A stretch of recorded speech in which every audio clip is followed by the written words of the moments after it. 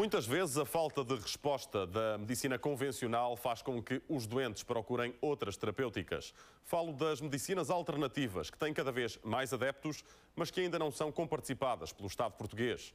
O Governo já reconheceu 6 medicinas alternativas, só que ainda não estão regulamentadas.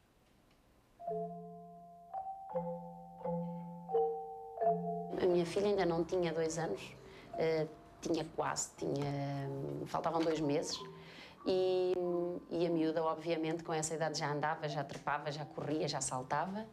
E eu comecei a perceber que gradualmente foi deixando de fazer isso. Tornou-se uma miúda parada, não tinha força nas mãos. Lembro-me que não conseguia fechar o punho e lembro-me, por exemplo, de um dia a levantar ela dizer que não conseguia andar e não conseguir mesmo.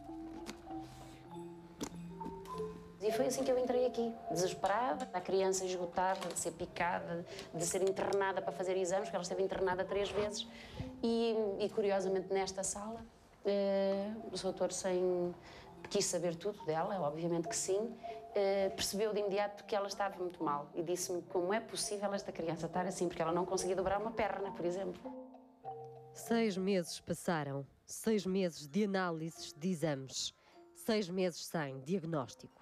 Cirurgia marcada. Um dia a mãe da Rita decidiu levá-la a um médico de quiroprática que na primeira sessão resolveu o problema.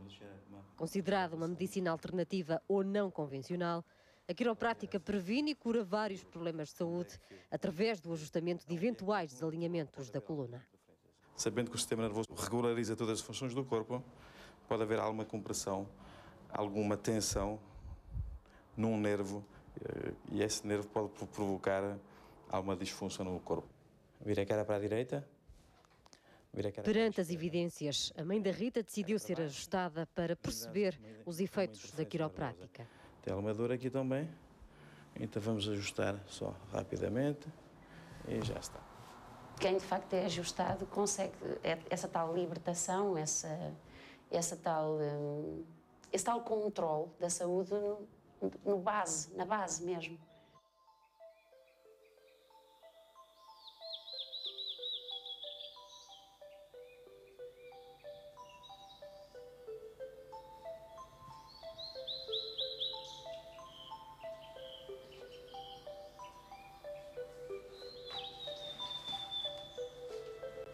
Segundo a Organização Mundial de Saúde, 50% da população dos países mais desenvolvidos já recorreu às terapias não convencionais. Em Portugal, a procura intensificou-se nos últimos 10 anos, o que fez com que o Estado ponderasse a elaboração de uma lei que enquadrasse as atividades das medicinas alternativas.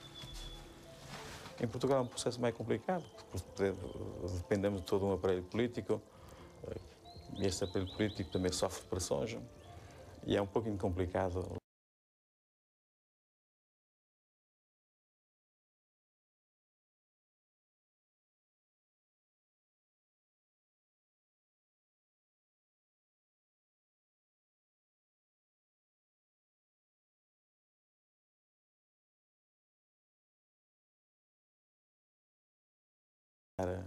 Mas estamos no bom caminho.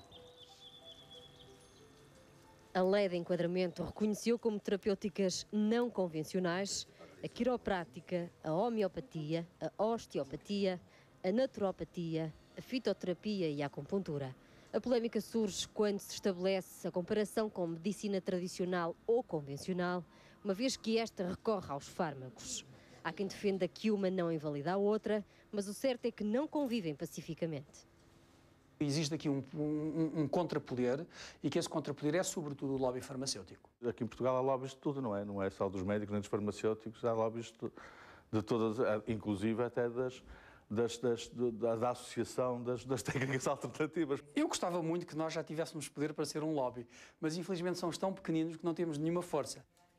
Em alguns países, como o Brasil, França e Alemanha, os sistemas públicos de saúde já contemplam tratamentos alternativos. Em Portugal, isso parece estar ainda longe de acontecer. As despesas com este tipo de terapêuticas nem sequer podem ser deduzidas no IRS. O valor de cada sessão varia entre os 30 euros no caso da acupuntura e os 50 euros no caso da quiroprática. O Ministério da Saúde já fez saber que não pretende comparticipar este tipo de medicinas, mas contas feitas, o Estado poderia beneficiar. Os medicamentos à base de ervas chinesas, se fossem comprados pelo governo português ou governo chinês, custariam preços ridículos. Seria mais caro o transporte do que o preço do medicamento, para termos a ideia. Ou seja, era praticamente o preço de os trazer para Portugal. Porque os medicamentos à base de ervas na China são muitíssimo baratos. Preços ridículos, do género uma embalagem 50 cêntimos. Coisas desta ordem de grandeza.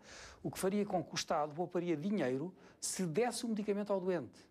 Em comparação, porque é menos um medicamento que ele vai comprar à farmácia.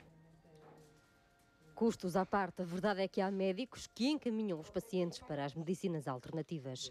A própria Ordem dos Médicos reconhece para já as vantagens da acupuntura.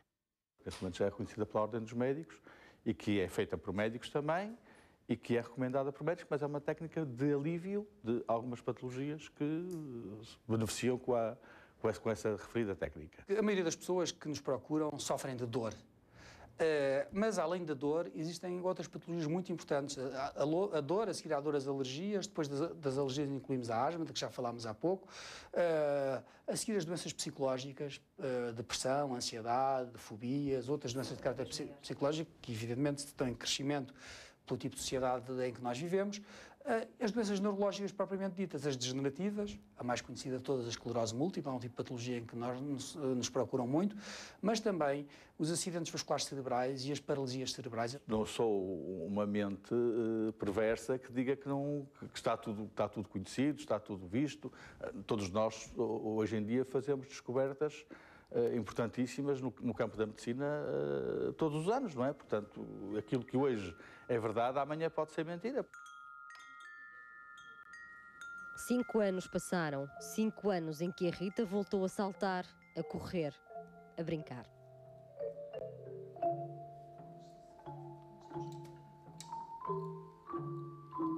Há coisas interessantes, sabe? Porque eu acho que, no fundo, eles percebem que se unissem todos